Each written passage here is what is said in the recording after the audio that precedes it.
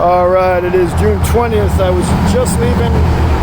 I got a couple miles down the road down the trail towards Ohio. I'm trying to make Ohio today. And there's an encampment here. And Barbara has been kind enough and brave enough to share some of her story with me. So Barbara, can you tell us a little bit about you, your story, whatever you want to say? Well, I became homeless at September 22nd. Wait a minute, I'm sorry, let me, there you are. Okay, yeah. Sorry, go ahead. I became homeless September 22nd, and I got put in this position because I got a letter from my husband to vacate the property.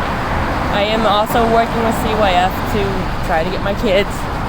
So I'm sorry, I'm going to come up here just to make sure we get the money. And because I let everything I had go when I married my husband, he made sure I had nothing left, so I'm on the streets trying to get back on my feet.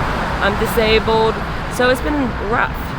And it's hard out here seeing the people, and no one wants to look out for other people. They don't realize it's a community out here, and they just want to stay to themselves, and you don't even need to turn to the police every time, because all you gotta do is find people to relate. I mean, I'm just doing my best to help clean up the park the community, so we don't get swept, because we're always on fear of being swept by police. The services that are out here to help, but my situation, I have a house, but I got people living in the house, so I do literally have nowhere else to go because I have to go through courts, and with the court system, there's no money for people with filing fees and constable fees. They'll cover if you're a defendant, but not if you're a plaintiff.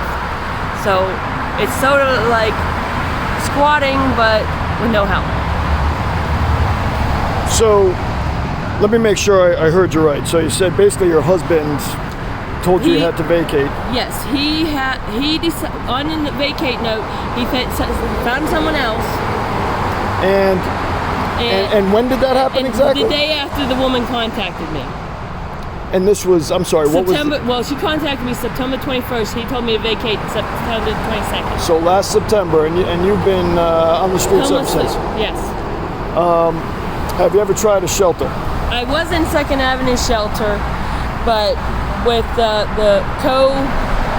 cohabiting, I was being touched by men, and I felt safer on the street in a tent than actually at the shelter.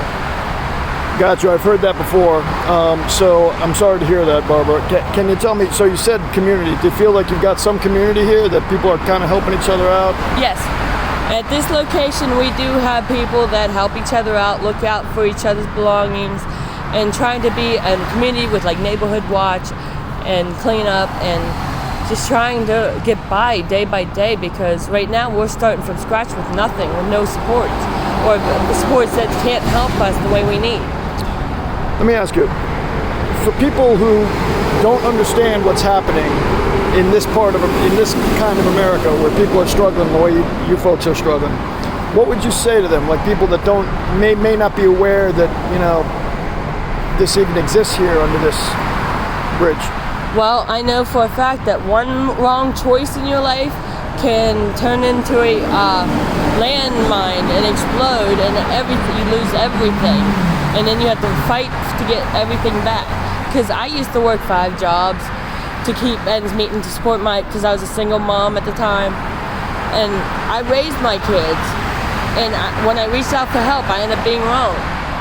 Okay, so speaking of reaching out for help,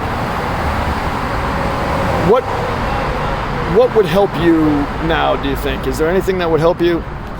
Well, like right now, court cost filing fees just to get my house see who's the actual ownership, even though it's in my name. Right now it's like $337.75 would get me that court hearing to get me possibly my house, or it would get the house out of my name so I'd be eligible for the SSI. Barbara, unfortunately I'm trying to make it to Ohio on this bicycle today. I don't have $337 to give you, but I'm going to get you part way. Just hold on one second, all right? And I just want to make sure, I have to say this, Do I have permission to use what you said and your image on social media to Yes, let people you can know? promote.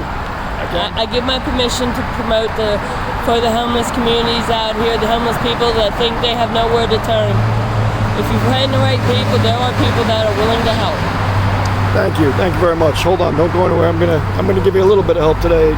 I wish I could give you more. I appreciate anything. Thank you very much.